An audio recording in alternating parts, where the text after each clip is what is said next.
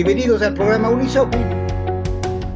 De nueva cuenta está con nosotros la doctora Raquel Sandra Contreras López, que nos hace el gran favor de estar con nosotros, compartiendo su experiencia, sus conocimientos, muy amplios sobre derecho civil, muy amplios, tenemos que reconocerlo.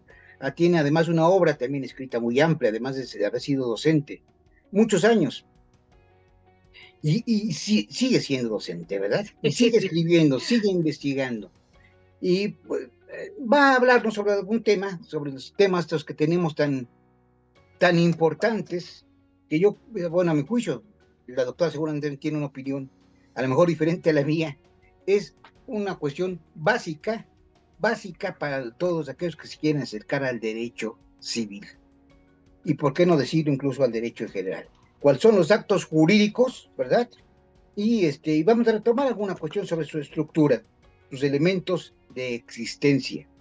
Y suscríbanse al canal, si les gusta, suscríbanse. La verdad, tratamos de tener a los mejores ponentes, gente que sabe sobre estas materias jurídicas. Hemos visto últimamente, aunque hemos visto también pintores, literatos y de diversos temas que se tratan en el canal. Muchas gracias y doctora, pues lo que usted desee comentarnos, por favor. Gracias, doctor. Pues aquí con el gusto de estar con usted y sus oyentes. Me gustaría seguir platicando sobre el tema del acto jurídico, que es tan importante, es básico en el conocimiento de lo que es la técnica jurídica. Y ya en pláticas anteriores, pues me había referido a la estructura del acto jurídico, que está integrada por elementos de existencia, requisitos de validez y requisitos de eficacia, aunque estos últimos no estén regulados en una norma específica de los códigos civiles, pero está vinculada con un sinfín de figuras jurídicas. Y hoy me referiré en particular pues a los elementos de existencia del acto jurídico que pues parecería que son tan simples de conocer. El artículo 1794 se refiere a que se integra por el consentimiento un objeto posible y hasta ahí quedarían en principio los elementos de existencia, pero el Código Civil, como cualquier ordenamiento, debe de tener una interpretación sistemática. ¿Qué significa esto? Vincular una norma con relación a la otra para obtener el significado, lo que busca realmente el legislador. Y en el caso de los elementos de existencia, existe un tercer elemento que es la forma solemne. Y esta, pues, está regulada no de manera expresa como debiera en el artículo 1796, primera parte. Creo que ya me referí también a este tema. En las primeras dos líneas de este artículo, el legislador señala que los contratos se perfeccionan por el simple acuerdo, a menos que el legislador tenga establecida una forma. Esa forma a la que el legislador se refiere es la forma solemne. Posteriormente, en el artículo 2228, en materia de ineficacias del acto jurídico, se establece que cuáles son las hipótesis que van a dar lugar a la nulidad relativa. Y también iniciando señala, pero ahí sí de manera expresa, que serán nulos relativos a aquellos actos jurídicos que no tengan la forma solemne, cuando falte la forma y esta forma sea solemne. En ese caso, no dará lugar a la nulidad relativa, sino a la inexistencia. Pero estas dos disposiciones ya vinculadas con eh, otras figuras jurídicas con las que está plasmada esta necesidad de que exista una forma específica, pues son variadas. Pero empecemos con el primero de los elementos de existencia, el consentimiento.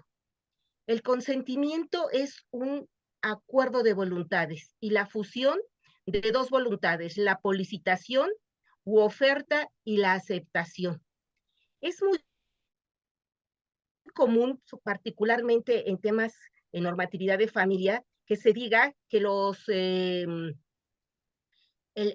progenitores se pondrán o llegarán a un consentimiento o no dieron su consentimiento para ciertas conductas que realizará su menor descendiente.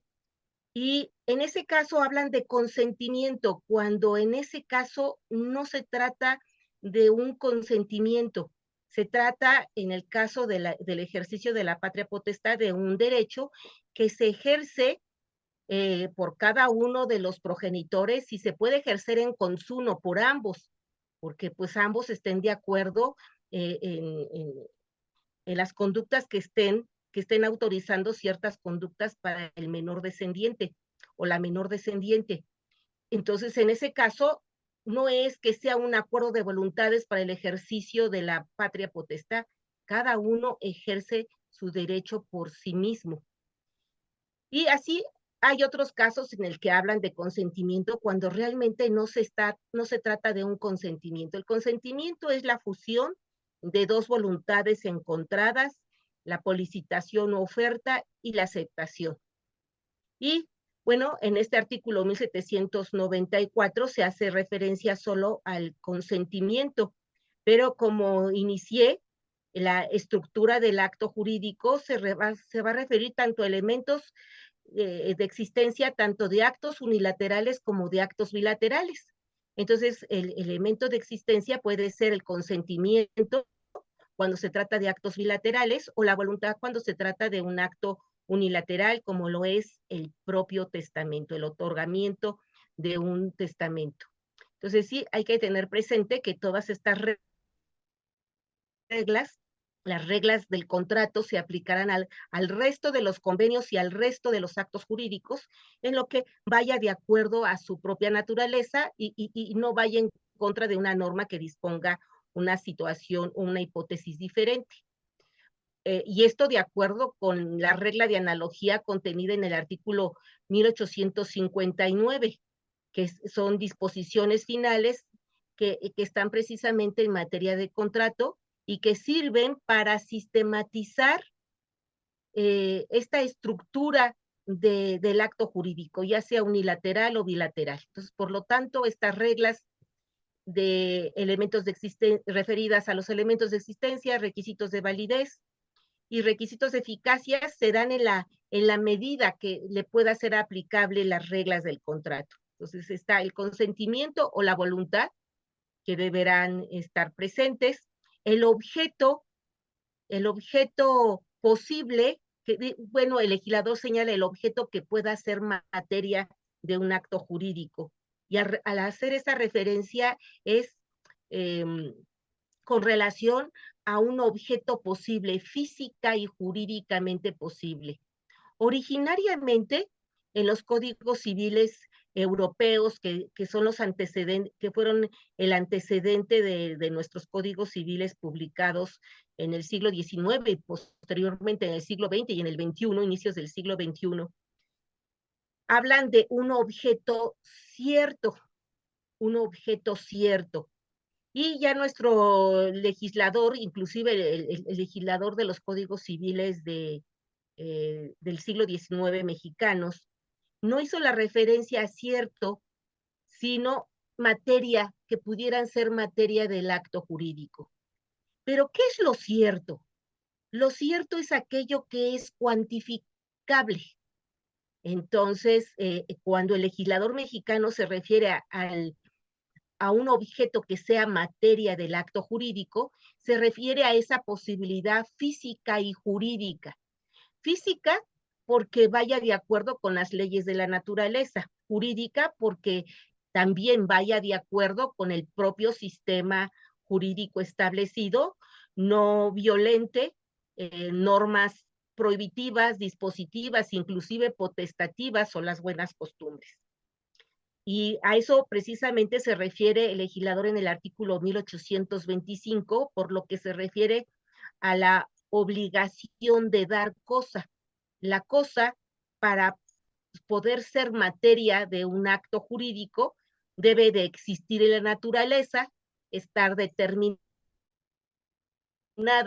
o llegar a ser determinable cuando se llegue su momento cuando se exige el cumplimiento, y estar dentro del comercio. Estas tres características juntas, no una ni dos, las tres juntas, es lo que hace que la cosa sea posible física y jurídicamente. Entonces, en cuanto a que la cosa exista, dice, exista en la naturaleza, no significa textualmente que físicamente esté presente, porque si no, eso excluiría a los contratos con objeto de cosa futura.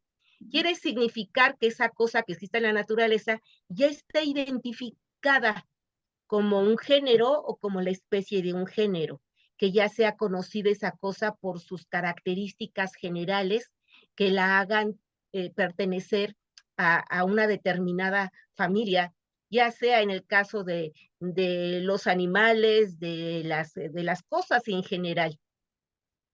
Y en caso contrario, que físicamente no existan, físicamente al momento de perfeccionarse el contrato, pues se estará refiriendo el acto jurídico a, a una cosa futura.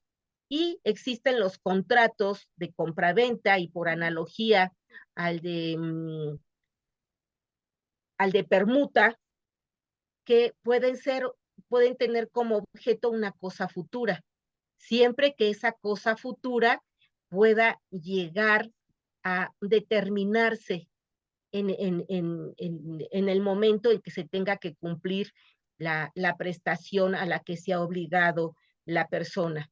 Entonces, cuando el legislador establece que existe la naturaleza, se está refiriendo a que la cosa, esa cosa futura, necesariamente tenga que llegar a existir, o bien, como decía el maestro Gutiérrez y González, eventualmente pueda llegar a existir por los avances de la ciencia y la tecnología, como es el caso hoy de la manipulación genética en términos generales.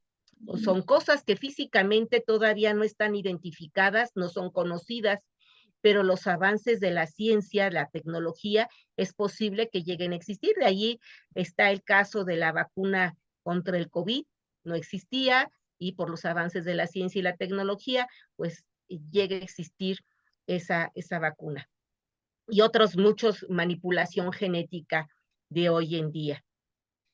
Y tenemos entonces, en el caso de los primeros contratos sobre cosa futura, pues está la compraventa de esperanza, llamada también de futuros porque se cotiza en la bolsa, la compraventa de cosa esperada o por encargo, que no está regulada de manera específica en el Código Civil, pero hoy en día todo lo que es la actividad de construcción de grandes complejos habitacionales se hace sobre esa idea del contrato de cosa futura o por encargo. Inclusive cuando vamos a las pastelerías a encargar un pastel para una fiesta de cumpleaños, un festejo, es un encargo que estamos haciendo de una cosa que necesariamente tiene que llegar a existir con las características que están solicitando. Entonces, en estos dos contratos sobre cosa futura, el de esperanza es un contrato aleatorio.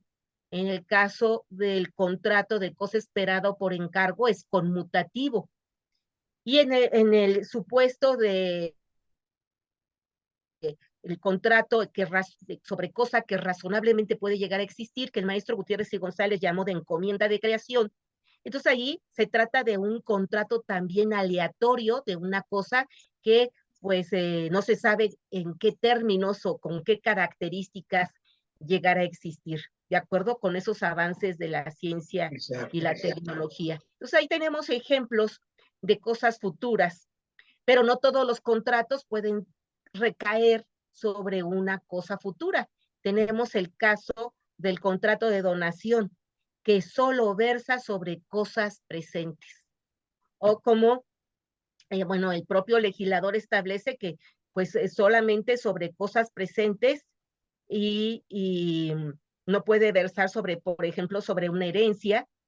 En el caso de que se refiera a eso, pues tendrá que aplicarse las reglas propias de la sucesión mortis causa. Y bueno, así son reglas sobre las cosas. Y ya particularmente por lo que se refiere a las prestaciones, a la prestación de hacer o de no hacer, el legislador establece en el artículo 1800, ese, estoy aquí buscándolo, el artículo 1827, dice, el hecho positivo o negativo objeto del contrato debe ser posible y lícito. Ahí el legislador en esta disposición incluyó dos supuestos distintos, porque para que la conducta de hacer o de no hacer sea materia de un acto jurídico, solamente debe ser posible física y jurídicamente. Entonces se refiere a la posibilidad. Lo lícito, en forma particular, se refiere a un requisito de validez del acto jurídico. Entonces, ahí en esta disposición se tienen estos dos supuestos. Y ya con esto, pues se conformaría lo que es el objeto posible física y jurídicamente. Porque lo cierto solamente se refiere a que la cosa resulte cuantificable. Y esto vinculado con la clasificación de las cosas en específicas y genéricas. Las cosas específicas son aquellas que son ciertas y determinadas. Las genéricas son aquellas que pueden ser ciertas porque sean cuantificables, pero no determinadas. ¿Y a qué se refiere el legislador con lo determinado? Que se pueda conocer su calidad y su número. Entonces son expresiones que a veces los alumnos, las alumnas, pues los toman como si fueran sinónimos, pero por algo están en el Código Civil y tienen un significado muy particular que sirve precisamente para la interpretación de los actos jurídicos. Y por lo que se refiere a la solemnidad, como venía indicando, pues no hay un acuerdo. Muchos doctrinarios y eh, académicos que enseñan esta materia señalan que pues la solemnidad no es elemento de existencia porque no está mencionada en el artículo 1794. Y a eso va precisamente mi insistencia de que el Código Civil, como cualquier ordenamiento, debe tener una interpretación sistemática para que se conozca el sentido que el legislador buscó, que tal vez no fue muy sistemático tampoco en la elaboración de la norma, por obvias razones, porque el derecho se va construyendo a lo largo de mucho tiempo. Y sería deseable que fuera más específico en estos casos, pero tenemos en el caso del matrimonio, que es el acto bilateral en el que hay más acuerdo con relación a su naturaleza solemne, porque se requiere que un funcionario administrativo con facultades de fedatario del Estado pueda homologar la voluntad de los contrayentes para declarar que es el deseo de dos personas unirse en matrimonio. Y entonces, con base a esta homologación que hace de la voluntad de los contrayentes, los declara unidos en nombre del Estado, de la ley y de la sociedad. Entonces, con eso, pues, está homologando la voluntad de esas personas. Igual ocurre con el divorcio administrativo, que también se requiere esta homologación. Pero la forma solemne no siempre se trata de homologar la voluntad de una o dos personas. La, la forma solemne es aquella expresión del legislador en la que él establece que si no se sigue esa forma, pues no existirá esa conducta como acto jurídico. Se, existirá como hecho jurídico o tal vez dará lugar a un acto jurídico distinto. Me refiero, por ejemplo, al llamado mutuo subrogatorio, regulado en el artículo 2059 del Código Civil, tanto federal como local de la Ciudad de México, y que es el correlativo de los demás códigos civiles mexicanos, en donde se regula esta figura, en donde se establece que cuando un tercero le presta a un deudor para que se entienda que se está subrogando, esto es sustituyendo en la persona del acreedor. Debe de mencionarse en ese acuerdo de voluntades que le presta para que le pague a su acreedor. Entonces, que debe constar en un título auténtico, a un documento en el que se exprese la manifestación, se haga por escrito, aunque el legislador tampoco es muy claro en eso, porque habla de un documento título auténtico. Entonces, ¿cuál es lo auténtico?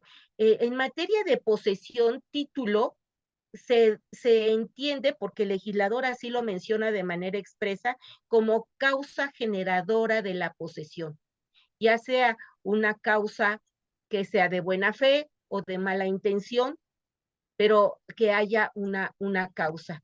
En el caso del artículo 2058, 2059, perdón, el legislador no menciona cuál debe tenerse como documento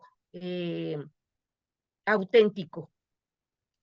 Y pues debe de, haciendo una interpretación, pues un documento físico en donde la voluntad se externe de manera expresa por escrito y en donde se diga, te presto para que le pagues a tu acreedor. Y bueno, este tipo de lagunas que hay en las disposiciones, pues es lo que hace pues necesario el tenerlas que interpretar. El legislador establece capítulo tercero de la subrogación, 2050, artículo 2059. Cuando la deuda fuere pagada por el deudor con dinero que un tercero le prestare con ese objeto, el prestamista quedará subrogado por Ministerio de Ley en los derechos del acreedor si el préstamo consta, si perdón, si el préstamo consta en título auténtico en que se declare que el dinero fue prestado para el pago de la misma deuda.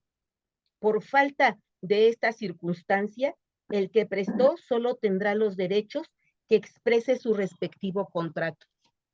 ¿Qué significa? Pues que pues ahí hubo un contrato de préstamo o mutuo, solamente tendrá el carácter de un mutuo simple, pero no de un mutuo subrogatorio, que es cuando ese tercero se subroga en los derechos del acreedor. Y así hay otros supuestos de Muchos subrogación. ejemplos. ¿Sí? Doctor, pues muchas gracias, doctor. Estoy viendo que usted está tratando muchísimas cosas y ahorita con ejemplos que pues, le pueden servir a las personas que hagan favor de vernos, a alumnos y a juristas. Y de todo eso se desprenden muchas otras cuestiones, ¿no? Desde teorías del patrimonio, la clásica, moderna, hacia dónde vamos, e incluso cosas importantísimas que vienen de toda la materia de derecho civil, bienes y sucesiones, obligaciones. De todo esto se desprende precisamente de esta parte central que usted nos está comentando, ¿no? Pues Muchas un cosas. ejemplo, maestro, un ejemplo, doctor, perdón, un ejemplo en materia sucesoria precisamente sería el repudio de una herencia que está regulada en el Código Civil Federal Local de la Ciudad de México en el artículo 1661, en el que se dice que para que proceda la renuncia de un acervo hereditario debe de hacerse de manera expresa, por escrito, hecho ante una autoridad judicial, y en el caso de que la persona no se encuentre en el lugar del juicio, pues a través de un notario público, el que se expida una escritura pública. Entonces, el repudio de herencia debe de hacerse así. De otra manera, el repudio no tiene efectos de repudio. Pues Por lo muchísimas tanto, gracias.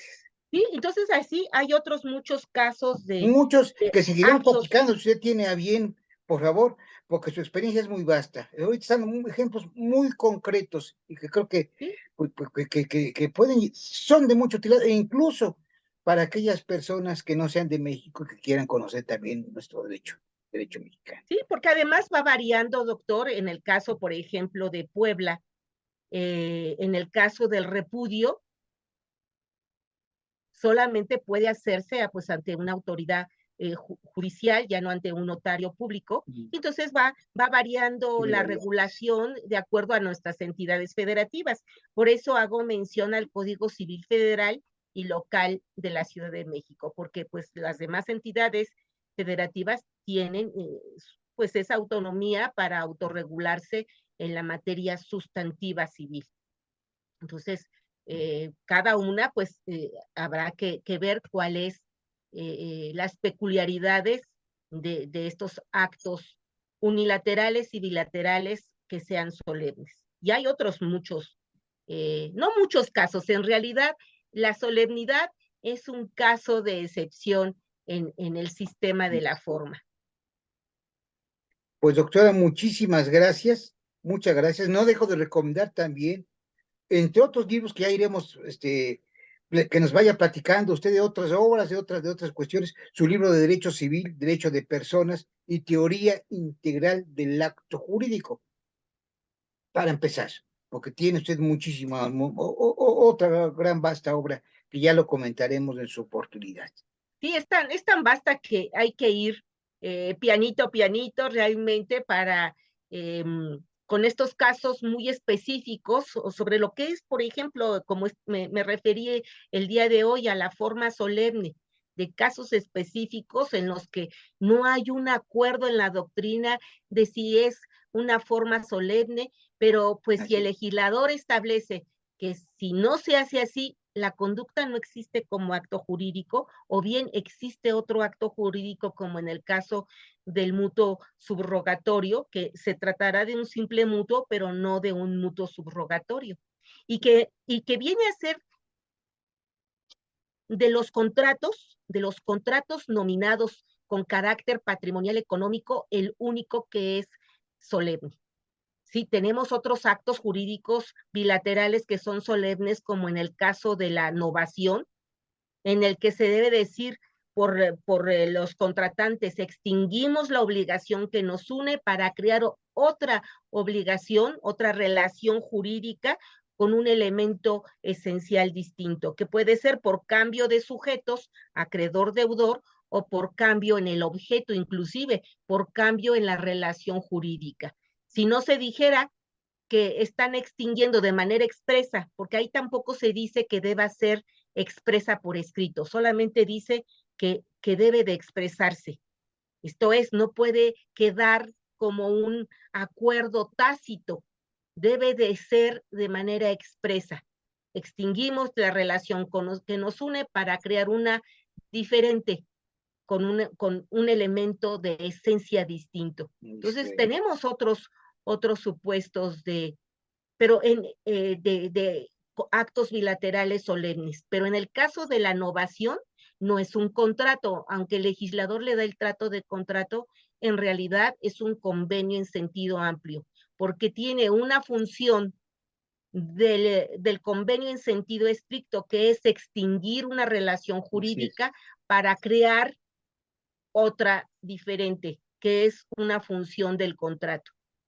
Hay opiniones también en la doctrina que es necesario desechar la clasificación entre convenio en sentido amplio, contrato, y convenio en sentido estricto. A mí me gusta la clasificación, porque las funciones son, los acuerdos de voluntad tienen diferentes funciones.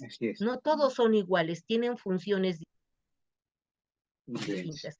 Pensemos en el caso de la revocación. La revocación solamente tiene como función extinguir un acto unilateral o bilateral por voluntad del creador del acto jurídico, como en el caso del testamento, o porque haya un acuerdo entre las partes, o sin causa, como hoy es el divorcio, llamado divorcio incausado, que en realidad viene a ser una revocación unilateral sin causa. Y bueno, le agradezco Doctora, el agradecido soy yo, de verdad, por esta colaboración tan amable que hace para nuestro programa. Suscríbanse, por favor, vale la pena ver estas cuestiones, son todos los que quieran saber de derecho civil, además de ver la obra de la doctora, pues también vean estos programas que son muy interesantes. Gracias a todos. Muchas gracias, doctor. Hasta luego, gracias, hasta luego.